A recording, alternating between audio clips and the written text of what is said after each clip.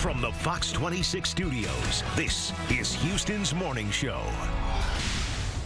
We are just a day away from statewide elections with a lot of issues impacting everything from your local leaders to how our tax dollars are going to be spent.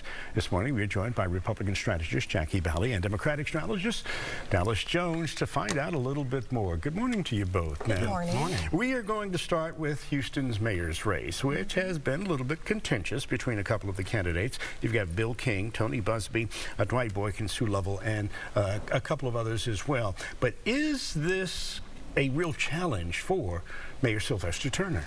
Well, as contentious as it's been and as much money that's being spent, we're seeing record dollars being spent. Tony Buzbee pledged to put in over $10 million of his own. We're not seeing much of an interest. The numbers so far have been very, very low. 81,000, that's very, very low. The demographics that we see so far, 65 and plus, they have around 50%, and white Democrats are the ones leading the field. Blacks are not coming out, and we'll see if that changes on election day. But with all of that, and you would think with all the issues that are being brought up, only 2% of the voters so far are new voters. So clearly the Houston voters are not really paying attention, and it's not generating the interest that we thought it would. A lot of apathy. Yeah, I think part of it has been the negative tone and tenor of this campaign as well. There have been a lot of negative ads flowing.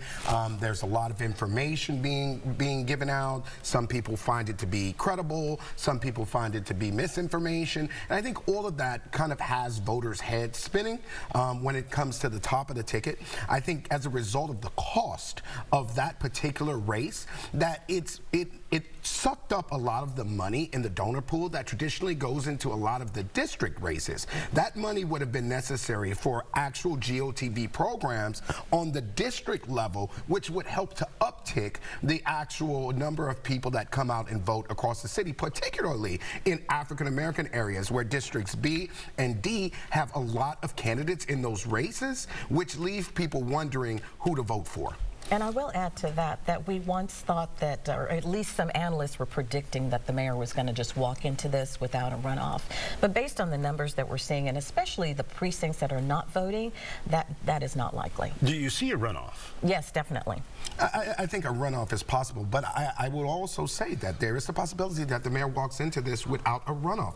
If you can get a significant number of African Americans in, what Jack pointed out, that white Democrats are leading the race, it is very possible when there are two other Republican candidates in the race that he could walk in without a runoff.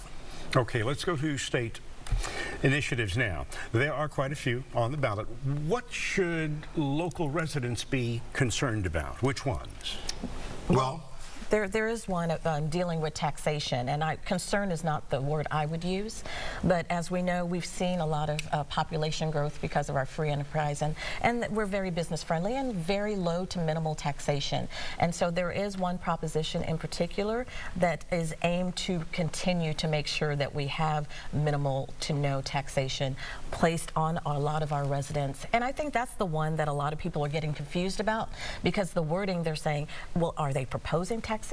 No, they're saying that we're going to keep everything the way it is. We just need to clean up the language. I think you're talking about the one that addresses the statewide income tax. Correct. There's also one that deals with property tax, right? And in that particular instance, what it does is it triggers that locally property taxes are immediately exempt once an area is declared a disaster area. That's very important for us here in Houston, having experienced floods, Harvey, and even recently. That's correct.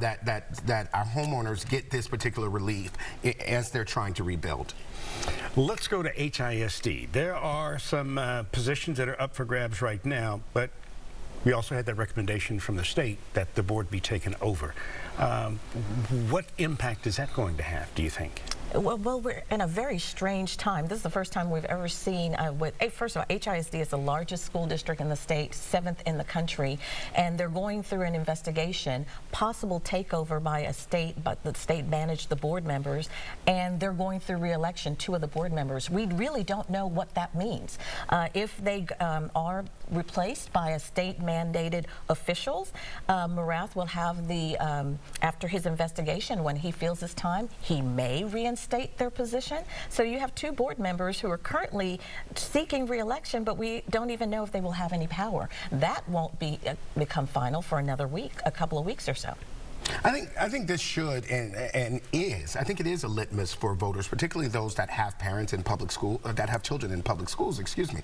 But I think it should be a litmus. I think there's some very interesting things if you read the actual TEA report that was released of allegations towards a number of these board members. This shouldn't be ignored. This is the purpose of government. This is not something that happens regularly, and it's not something that should be taken lightly. And I think voters ought to pay attention, not necessarily to the takeover itself, but to the allegations within the report, which is pretty hard to read.